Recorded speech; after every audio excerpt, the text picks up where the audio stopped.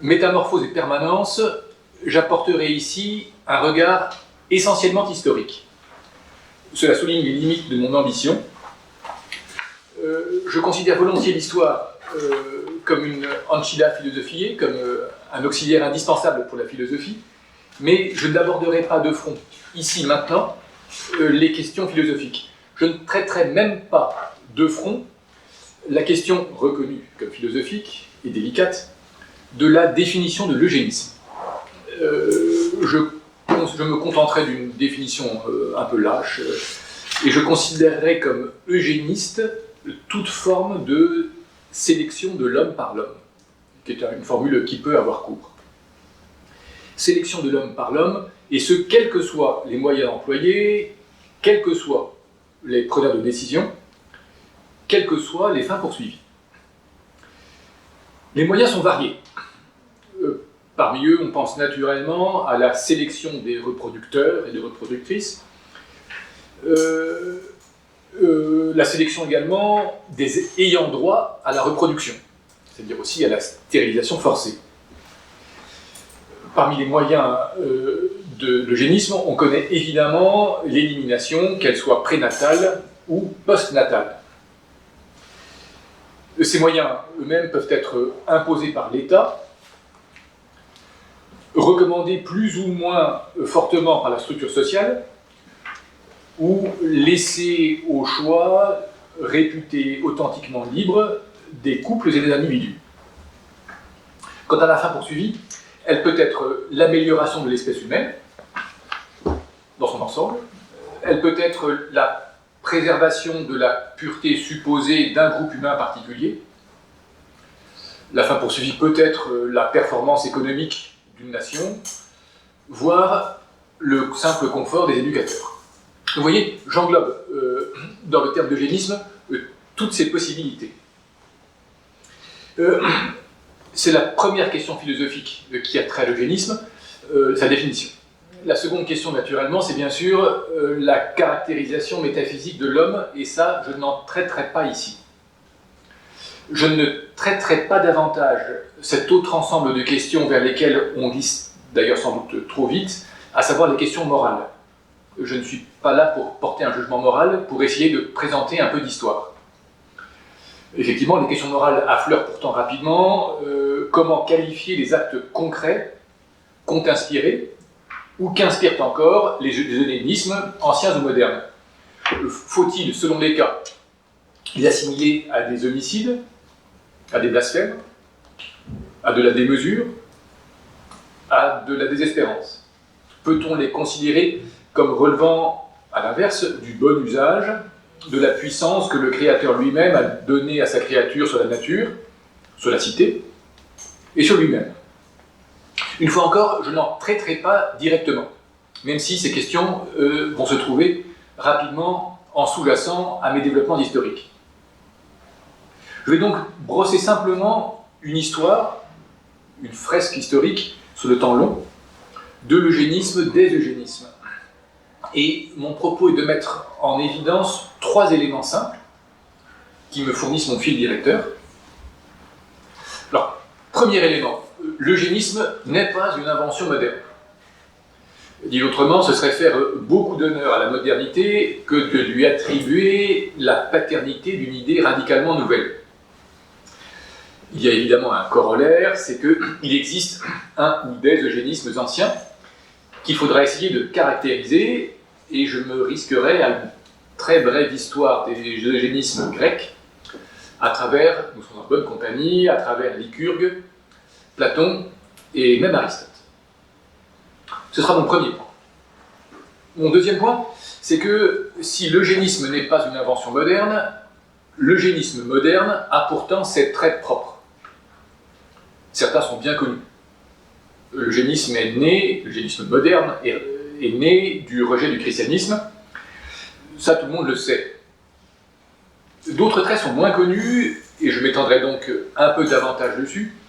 C'est le lien entre eugénisme moderne, théorie de l'évolution et racisme à prétention scientifique.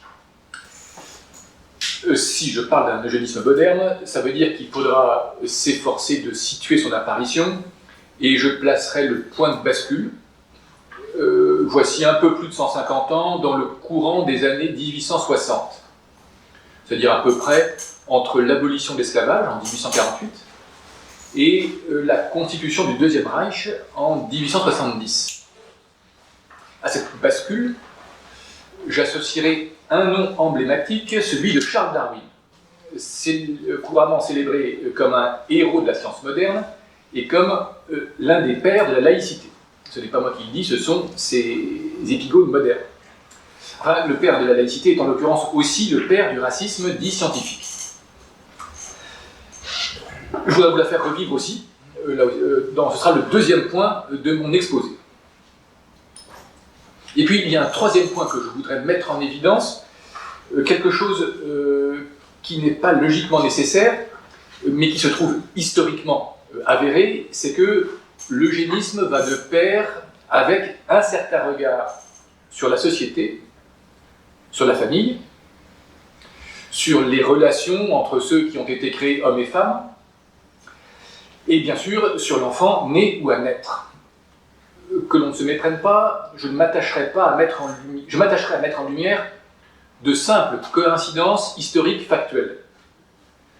Je ne prétendrai pas transformer ces liens historiques, que l'on peut juger contingents, en liens logiques nécessaires.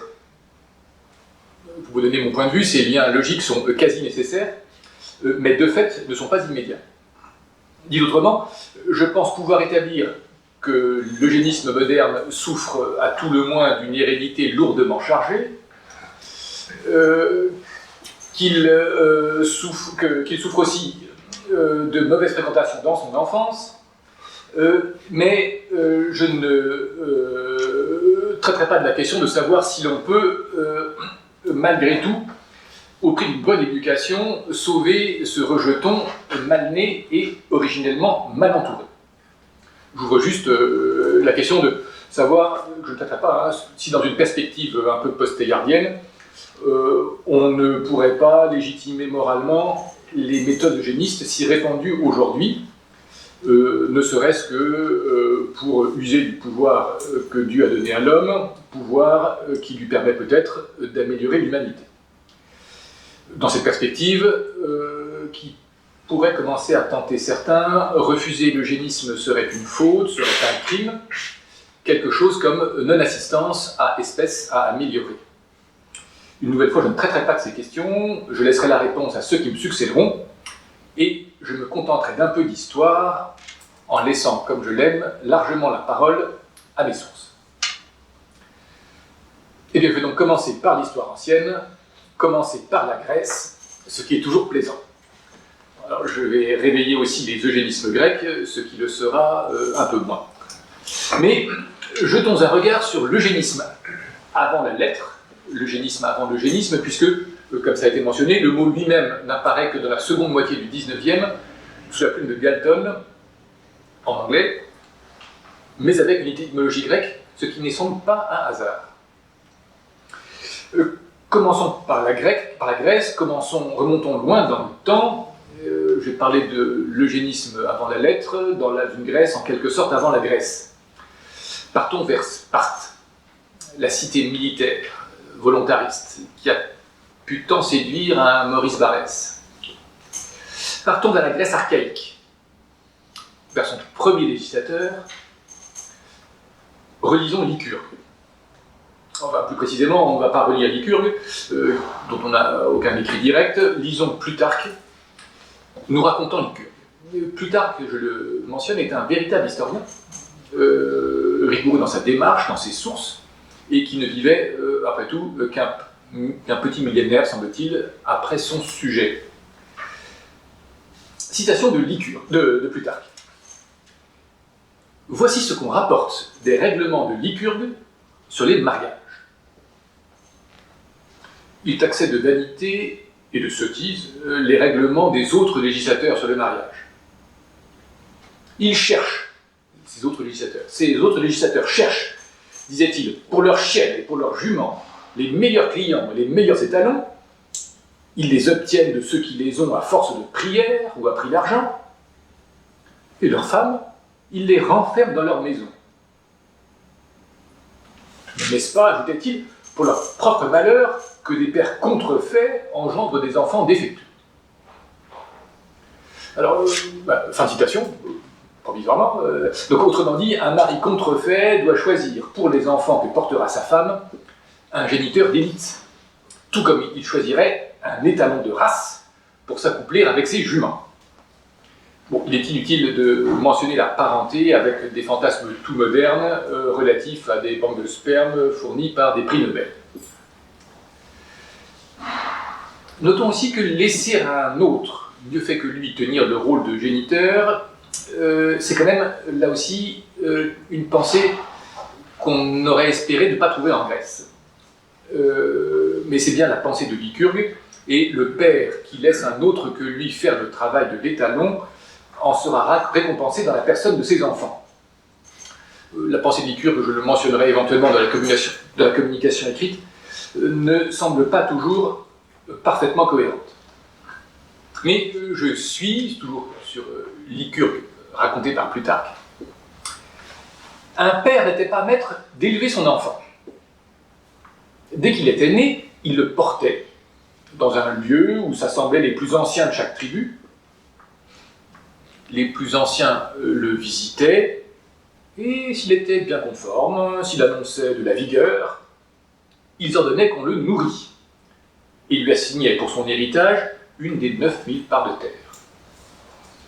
S'il était contrefait, ou d'une faible complexion, ils l'envoyaient jeter dans un gouffre voisin du mont Tégète, qu'on appelait les apothètes. Les anciens pensaient qu'étant destiné dès sa naissance à n'avoir ni force ni santé, il était avantageux, ni pour lui-même, ni pour l'État, de le laisser vivre. Les sages-femmes, pour éprouver leur constitution, ne les lavaient point avec de l'eau, mais avec du vin. Car ceux qui sont épileptiques et maladifs ne peuvent, dit-on, soutenir la force de cette liqueur et tombent dans le marasme et meurent. Mais s'ils ont une complexion saine, le vin leur donne, pour ainsi dire, une trempe plus forte et leur corps s'endurcit. Fin de citation. Alors, on notera ici les éléments constitutifs de l'eugénisme. Sélection de l'homme par l'homme.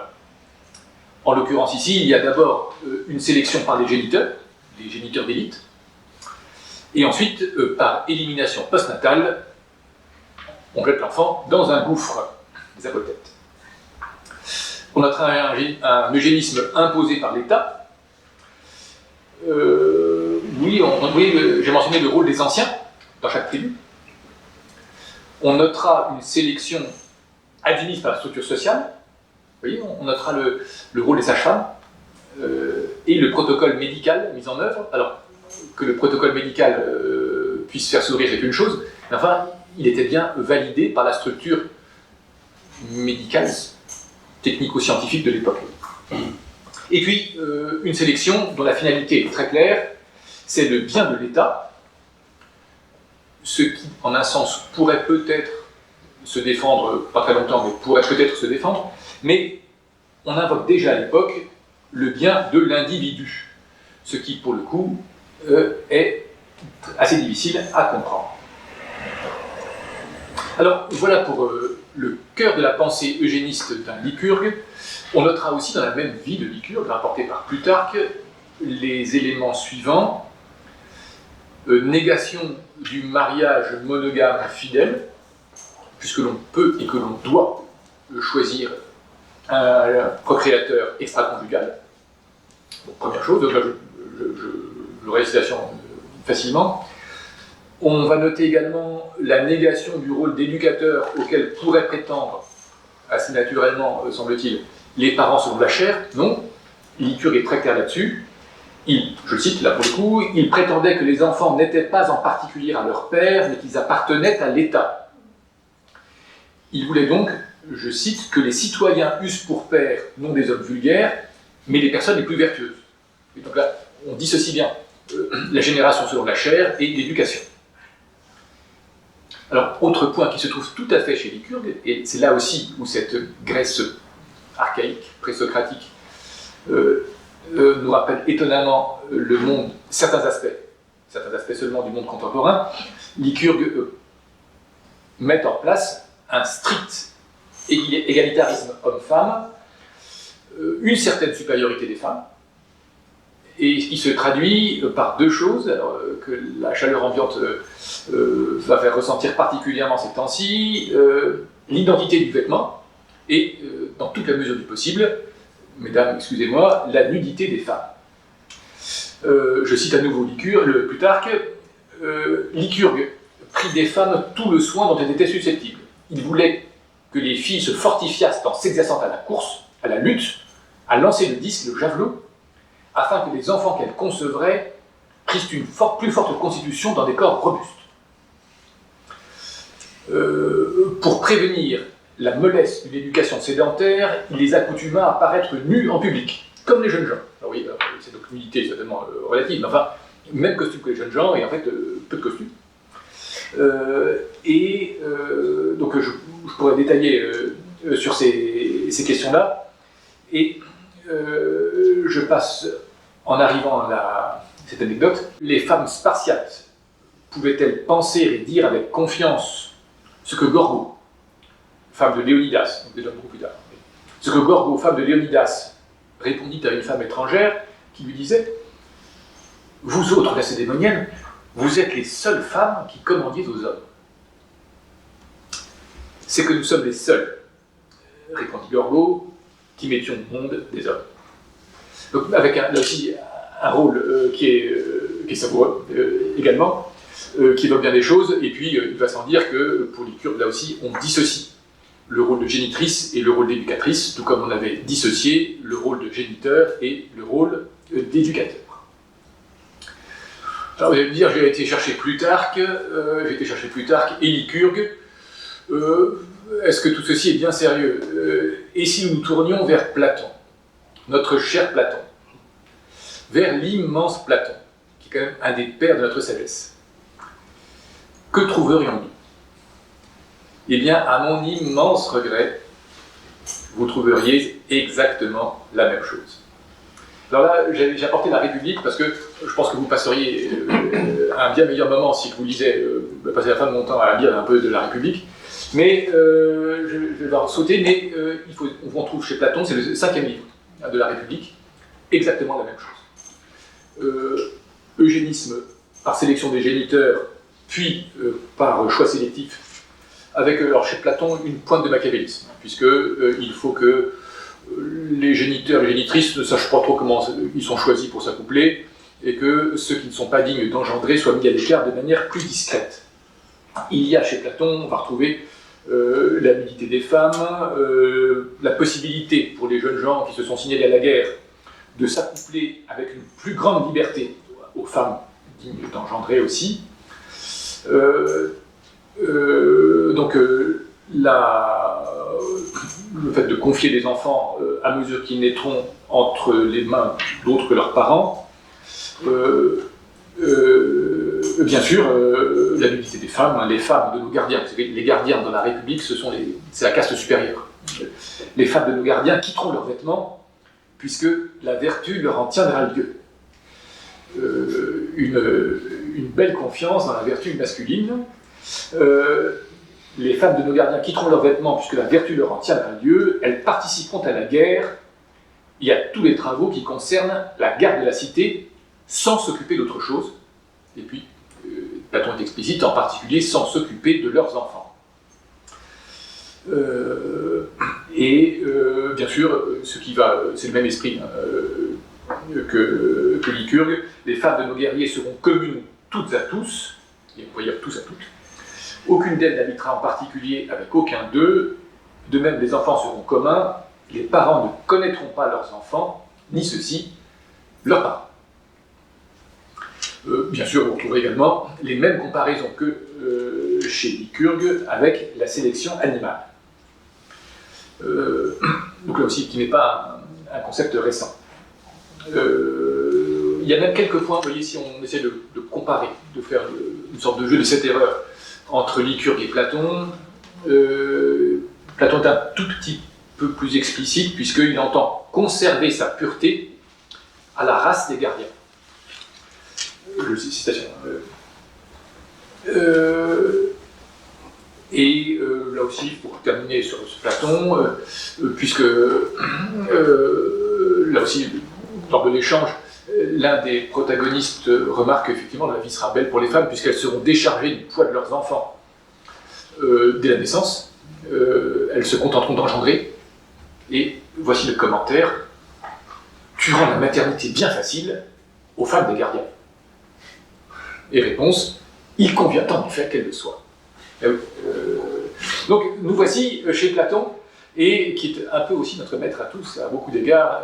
Vous savez que toute la philosophie européenne est un ensemble de notes infrapaginales sur Platon. Et ici, les notes, malheureusement, ne seront pas peut-être aussi encomiastiques qu'elles peuvent l'être en d'autres lieux. Alors vous allez dire, bon, ben, vous avez vu Platon, reste Aristote, notre cher Aristote, l'immense Aristote. Alors les choses vont un peu mieux.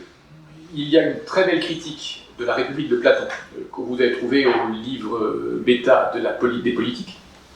Mais malheureusement, en termes d'eugénisme au sens strict, je ne parle pas de tout ce qui l'accompagne, et qui semble si pittoresque, si moderne aussi.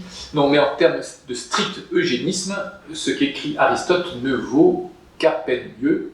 C'est le livre État de la politique, et que je cite ici. Pour ce qui est des enfants à élever et de ceux à exposer. On prenait un terme pudique, un peu pudique. Exposer un enfant, c'est à éliminer. Exposer aux bêtes. Pour ce qui est des enfants à élever et de ceux à exposer, qu'une loi interdise de nourrir tout être difforme, et, une concession, si les mœurs répugnent à l'exposition, c'est intéressant, il peut y avoir des endroits où les mœurs, une sorte de bon sens qui ressort, où les mœurs, si les mœurs répugnent à l'exposition, et que le nombre des enfants soit en excès, là on trouve chez Aristote, très concret, un peu économiste, cette idée qu'on trouvait déjà un peu chez Lycurgue aussi, qu'il faut maintenir la population constante. Si les mœurs répugnent à l'exposition et que le nombre des enfants soit en excès, ce nombre doit être limité, il faut, lorsque certains couples sont trop féconds, provoquer l'avortement avant que n'apparaisse dans le fœtus le sentiment de vie. Le sentiment et la vie, pardon. Le caractère licite ou illicite de cette pratique dépend en effet de l'apparition du sentiment et de la vie. Donc Aristote, la politique.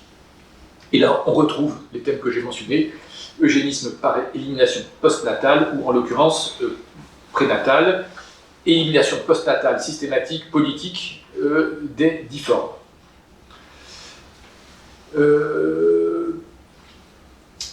Voici un bref portrait, beaucoup de citations issues de la Grèce. Alors quand on a la chance d'avoir un peu grandi dans les belles lettres, on est assez gêné vis-à-vis des textes que je viens de citer, et c'est donc très clair qu'aucun contexte ne peut innocenter. J'avais dit que je ne porterai pas le jugement moral, je vais donc revenir sur ma parole. Platon, Plutarque et même Aristote se sont laissés aller à de l'inadmissible. Maintenant, la dette que nous avons malgré tout envers eux, pour ce qu'ils ont laissé par ailleurs, donne envie de comprendre qu'ils ont pu errer à ce point. En l'occurrence, alors faut-il le rappeler, Lycurgue est regardé comme le premier législateur grec. Alors que l'inventeur de la raison légale se soit laissé un peu enivrer par sa découverte, ce n'est sans doute pas excusable, mais cela peut apparaître comme un peu plus compréhensible. Une fois encore, c'était le premier. Ensuite, nous nous plaçons délibérément dans le domaine du mythe. J'ai cité Lycurgue et Platon. Plutarque, qui est un vrai historien, une fois de plus, commence sa vie de Lycurgue par un « on ne peut rien dire de certain sur le législateur Lycurgue ». Et il insiste « on ne peut rien dire de certain, son origine, ses voyages, sa mort, enfin ses lois mêmes et la forme du gouvernement qu'il a établi sont rapportés diversement par les historiens. Mais ce dont il convient le moins, c'est le temps où il a vécu. Vous voyez, donc, et plus tard que le sait, on se place ailleurs. Lui-même, Platon, à son tour, se place délibérément en dehors de l'applicable et le revendique. Je cite, « Eh bien, moi aussi, je cède à la paresse et désire remettre à plus tard la question de savoir comment mon projet est possible. Pour le moment, je le suppose possible, et vais examiner, etc., les arrangements à mettre en place. » Donc, dans les deux cas, on ne se place pas ou pas complètement dans le domaine de la loi à promulguer le lendemain. Enfin, il faut aussi rappeler que nous nous plaçons avant Jésus-Christ. Alors, à quoi peut renvoyer ce désir d'amélioration de l'homme par la biologie ? Sans doute, me semble-t-il, à un besoin de régénération, à un besoin de pureté, à des aspirations profondes et impossibles à satisfaire avant Christ. Bon, je pense qu'on peut mentionner aussi, à l'époque, la remontée d'instinct, à vrai dire assez bas, mais on peut le dire aussi assez profond, et toujours renaissant, du moins dans cette moins bonne moitié de l'humanité à laquelle j'appartiens. Je pense que profiter des plus jolies filles sans les inconvénients de la paternité, ni de la vie commune, ma foi, cela a dû traverser l'esprit de plus d'un mâle. Et il est possible que Platon se contente de revêtir d'habits philosophiques la plus banale des concupiscences. Mais j'arrête là pour la Grèce, et du point de vue eugéniste, l'humanité, il faut bien le dire, n'était pas très bien partie. Pourtant, l'eugénisme n'était pas une fatalité. Oui, on pourrait traiter la question de l'eugénisme, non pas dans le monde grec, mais dans le monde latin. C'est-à-dire dans un monde qui est marqué, cette fois-ci, par un génie non pas philosophique, mais politique. On ne peut pas attoudre Rome de certains de ses crimes, mais ce qui est certain, c'est que l'historien qui part à la chasse à l'eugénisme dans le monde latin ne reviendra pas avec la moisson de beaux trophées que le monde grec lui avait offerte. À ceci s'ajoute évidemment le génie chrétien, et nous avons, pour faire outrageusement simple, 1500 ans au cours desquels l'homme a pu voir, ou en tout cas très majoritairement, l'homme a pu voir en tout autre homme un frère, et au cours desquels on a pu dire, rappelons-nous que notre conversation, notre patrie est dans les cieux. On avait posé là la barrière infranchissable contre laquelle s'arrête toute sélection de l'homme par l'homme au nom d'intérêt terrestre, quel qu'il soit.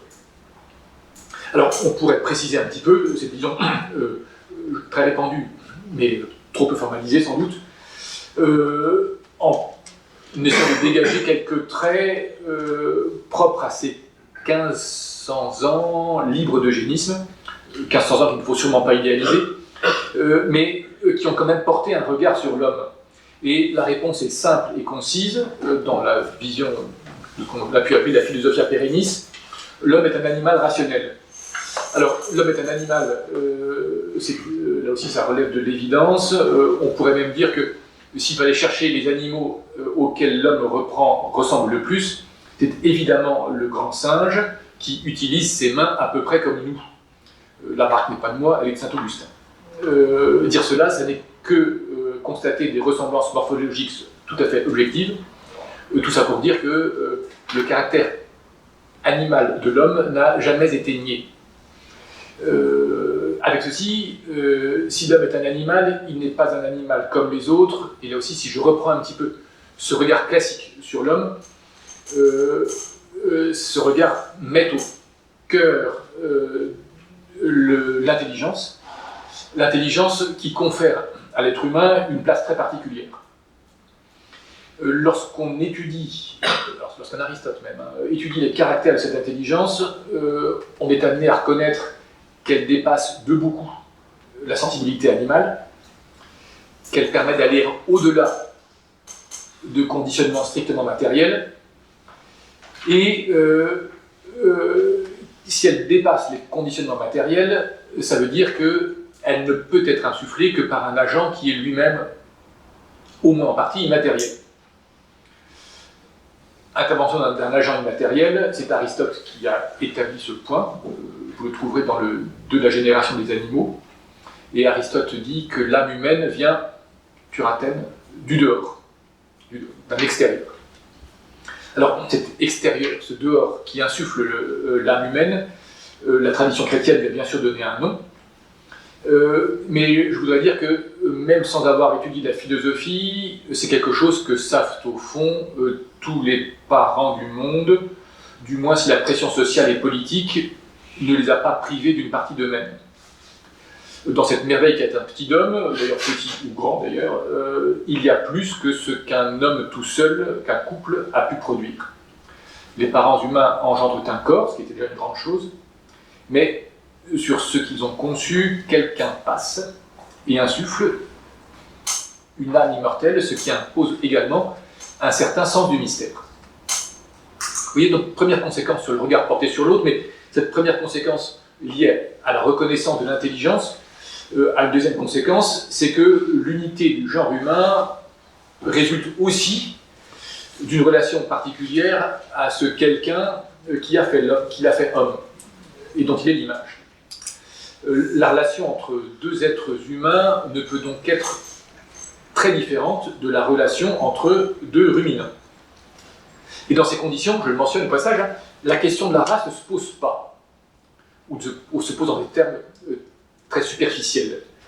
Là aussi, pour mémoire, la distinction entre homme blanc et homme noir fournit l'exemple standard de différences accidentelles, et non pas substantielles. Je ne mentionne ici que pour balayer un argument souvent entendu que le racisme relèverait d'une longue tradition. Absolument pas. Le racisme est une invention de la modernité. Vous voyez, je vais parler d'un regard sur l'homme, un rapide regard sur les races. On pourrait s'intéresser aussi, vous voyez, rappelons-nous l'Épicure, Platon, l'exposition des enfants mal nés. Quel fut le regard sur ce qu'on appelait, le terme n'était pas péjoratif comme aujourd'hui, les monstres, les prodiges, les enfants ou les adultes souffrant d'une malformation. On pourrait citer beaucoup de sources, là, pour le coup, je vais citer encore une fois saint Augustin, la cité de Dieu en l'occurrence. La question qui se posait à saint Augustin était la suivante: l'existence de monstres, de prodiges, réels ou supposés, est-elle bien compatible avec la Genèse et le couple unique? Alors, l'évêque nord-africain recense, sans trop y croire, mais en y croyant sans doute un peu quand même, tous les prodiges dont son époque émet à évoquer l'existence. Les cyclopes, certains l'avaient vu, les unijambistes, saint Augustin évoque ces unijambistes qui ont une seule jambe. C'est pas qu'ils ont perdu une jambe, c'est qu'ils ont une seule jambe, et donc une jambe avec un grand pied, et qui peuvent s'abriter à l'ombre de leur pied unique. Ce sont les ciopodes. Saint Augustin évoque même des êtres bisexués avec la mamelle droite d'un homme et la mamelle gauche d'une femme, sans doute héritage des Amazones. Il évoque des hommes sans bouche ou à tête de chien. Il envisage même l'existence de peuples entiers, constitués de tels, alors je prends le terme latin, de tels monstres, de tels prodiges, de tels... Et que conclut-il? Il ne conclut pas qu'il faut les envoyer aux apothèques, ni les éliminer. Il conclut, je cite, avec prudence et circonspection, ou ce qu'on raconte de ces races est faux, peut-être l'hypothèse qui a sa préférence, ou ce ne sont pas des créatures rationnelles, ou si c'en sont, ils viennent d'Adam, et sont donc nos frères. C'est livre 16, chapitre 8 de la Cité de Dieu. Vous voyez l'équilibre est très intéressant. La possibilité de variation notable des paniers de l'homme habituel au cyopode, il y a plus qu'un pas, excusez le jeu de mots, mais les différences de nature accidentelle n'atteignent pas la nature humaine, d'un ordre plus élevé. Alors, ceci étant vu, il est temps d'arriver à la naissance de la modernité. Alors ça, on verrait, bien sûr, les racines de l'eugénisme moderne dès le XVIIIe. Je pensais, avec un peu plus de temps, à vous citer un Diderot, par exemple. Un Diderot qui vous donne, avec un effet remarquable, littéraire remarquable, quasi cinématographique, l'image du pingouin qui va tranquillement voir, à force de longs efforts, une génération de manchots va acquérir des bras, et des bras avec des doigts. Et au bout du compte, c'est l'homme descend du pingouin, dans le cas de Diderot et du rêve d'Alembert. Il y a chez Diderot aussi les rêves eugénistes à visée tout à fait utilitariste, à savoir l'accouplement entre des êtres humains et d'autres animaux de manière à pouvoir obtenir des races de domestiques. On reconnaît aussi un regard très caractéristique des Lumières. Alors, on verra aussi une des phrases clés de Diderot, à savoir que, après avoir évoqué la transformation de la matière inanimée en pingouin puis en homme, il s'écrira « Le prodige, c'est la vie, c'est la sensibilité, et ce prodige n'en est plus un ». Vous voyez, donc, avec cette négation du mystère, qui est un des traits si caractéristiques des Lumières, avec ce ne que, l'intelligence n'est que la sensibilité, qui n'est en fait que de l'inanimé, ce ne que qui est si caractéristique du réductionnisme. Ce prodige n'en est plus un, je n'approfondirai pas beaucoup cette question, puisqu'elle a été remarquablement exposée par Xavier Martin. On pense à Voltaire méconnu, mais je voudrais recommander un autre ouvrage de sa part, qui est Régénérer l'espèce humaine, Utopie médicale et lumière, qui est un chef-d'œuvre dans son domaine, si l'on veut nourrir de textes une réflexion historique sérieuse sur l'évolutionnisme et sur l'eugénisme. Je passerai directement donc, ces prolégomènes chez Diderot à Darwin. Darwin qui fait figure de pivot entre l'eugénisme des Lumières, encore littéraire, balbutiant, philosophique si l'on veut, et les eugénismes médicaux, bientôt industriels dans leurs moyens, et puis aujourd'hui microélectroniques, dans les perspectives transhumanistes. Darwin a ceci d'intéressant d'avoir été revendiqué à la fois par le nazisme et par le libéralisme actuel. Il est connu pour deux thèses qui se sont développées simultanément, l'une relative à la transformation des espèces, et ça je ne le discuterai pas ici, je pense qu'on peut largement le suivre, au moins dans son refus du fixisme, quoique avec une certaine prudence. L'autre thèse connue de Darwin est relative au moteur de l'évolution, c'est la croyance dans la force du schéma mutation aléatoire, sélection par la survie du plus apte, ce qui revient à évacuer assez efficacement le mystère en érigeant le hasard en principe d'explication. Reste à savoir si le hasard peut être un principe d'explication, mais je ne m'étendrai pas là-dessus. Je ne m'étendrai pas non plus sur le parcours intellectuel propre de Darwin, qui serait intéressant parce que le parcours de Darwin, en un sens, c'est le parcours de l'intelligence occidentale, de la Renaissance, peut-être pas jusqu'au nazisme, mais au moins jusqu'à ses prolégomènes. Je mentionnerai, puisque c'est mon objectif, le lien net entre Darwin et l'apparition de l'eugénisme moderne.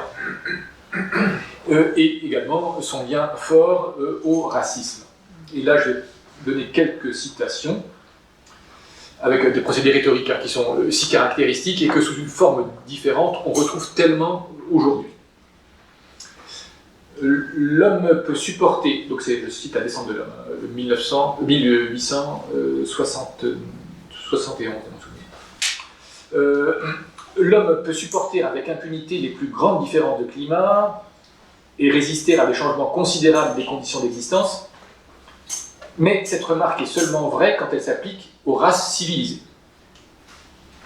L'homme à l'état sauvage semble sous ce rapport presque aussi sensible que ses plus proches voisins, les singes anthropoïdes, qui n'ont jamais survécu longtemps quand on les a exilés de leur pays natal. Vous voyez la mise en place, un peu rhétorique, l'homme civilisé d'une part, qui résiste bien au changement, et puis l'homme à l'état sauvage et ses plus proches voisins, les singes anthropoïdes. Bon, le procédé rhétorique est énorme. Accessoirement, l'argument est faux. Ça fait des années qu'on emmenait des Noirs aux Amériques et qu'ils y survivaient bien. Alors, autre type de rhétorique à la Darwin, le sauvage et le chien ont souvent trouvé de l'eau dans les dépressions du sol. Et la coïncidence de ces circonstances s'est associée dans leur esprit.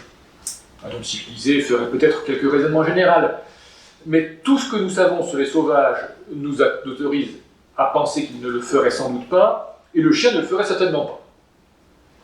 Toutefois, le sauvage, aussi bien que le chien, malgré de nombreuses déceptions, continuerait ses recherches, etc. Et puis on continue cette mise en place, là aussi très rhétorique, en mettant d'un côté le sauvage et le chien, et de l'autre part, alors le sauvage et le chien, avec une nuance, parfois c'est le sauvage et l'animal supérieur, opposé à l'homme civilisé. Alors on va me dire, peut-être que je pousse un petit peu le bouchon, pas vraiment, malheureusement, je pourrais continuer, puisque au-delà de remarques anatomiques, Darwin poursuit.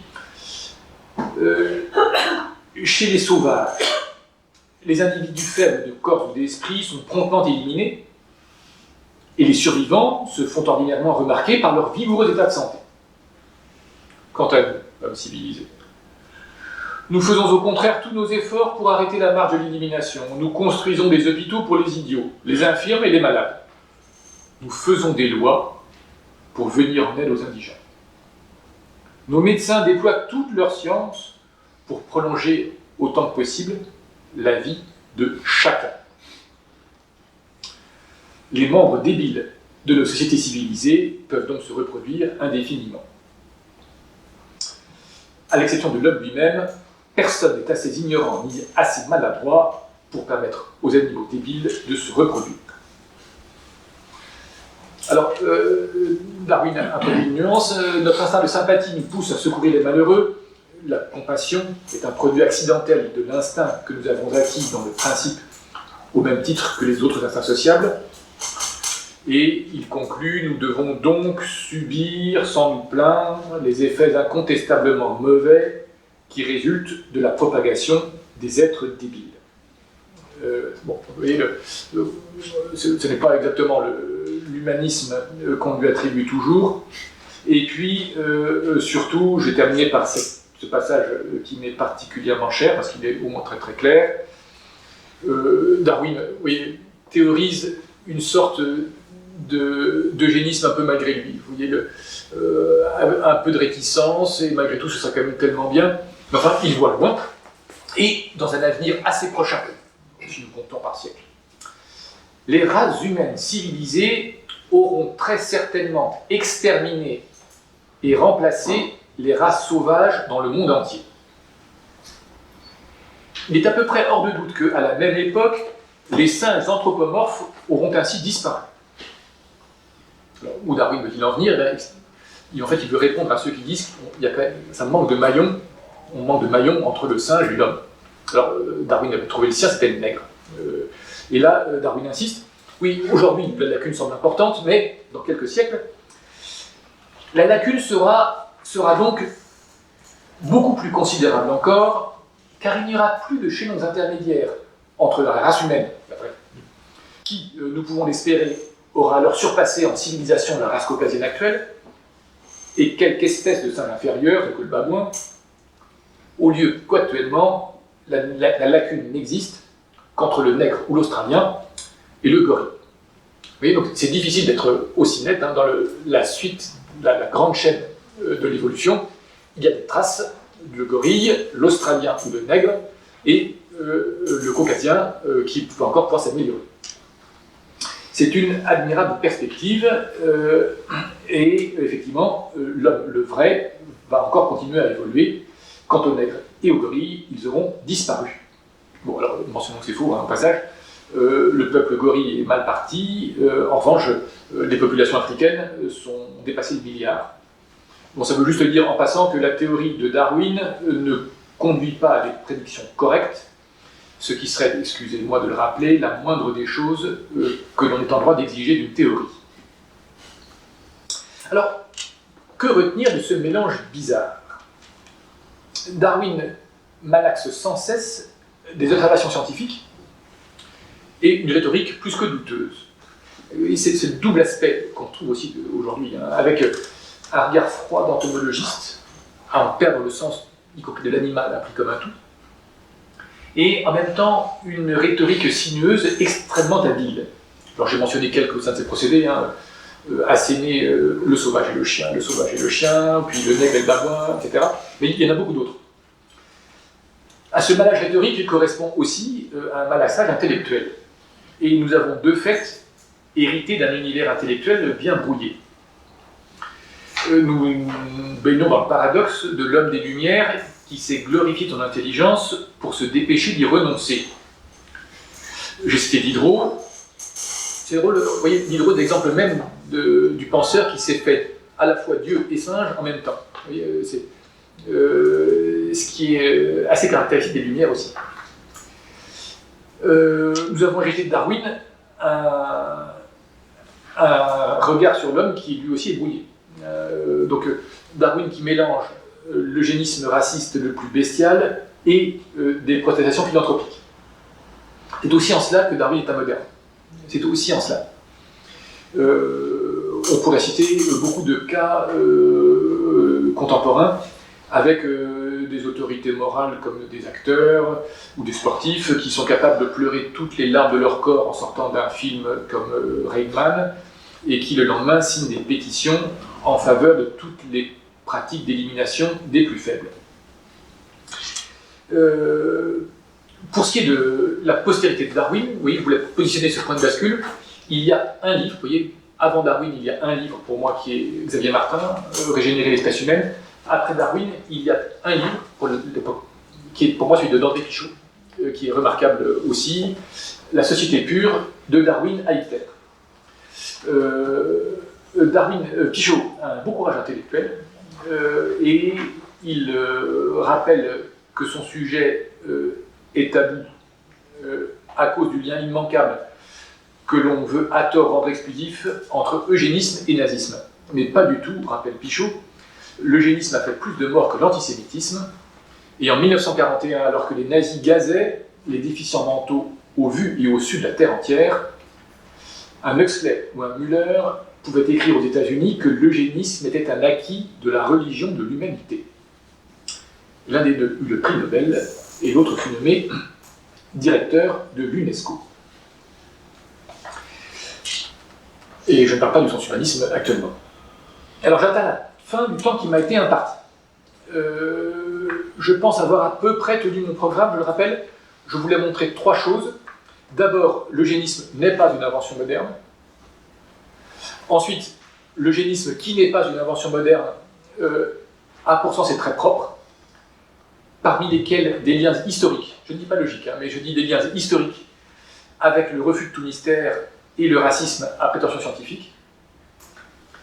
Et enfin, la permanence historique entre l'eugénisme et un certain regard sur la société, la famille, les relations entre les hommes et les femmes, et bien sûr, les enfants nés ou à naître.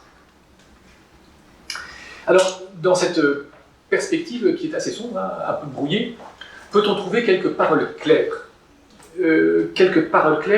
chercher des paroles fortes, alors non pas dans le menu frétin des intervenants à des colloques, mais parmi les hommes qui comptent, les hommes qui pèsent, ceux qui auront su s'opposer à des opinions majoritaires. Alors vous voyez, chercher, donc à partir du début du XXe, dans ce monde massivement darwinisé, chercher, écoutez, vous n'en trouverez pas 50. Je pense que vous n'en trouverez pas 10. Moi-même, je n'en ai pas trouvé 2. J'en ai trouvé un. J'en ai trouvé un et je vais vous le lire, là aussi pour conclure à ce passage. Il faut enfin réprouver ce pernicieux usage qui regarde sans doute directement le droit naturel de l'homme à contracter mariage, mais qui se rapporte aussi réellement d'une certaine façon au bien de l'enfant.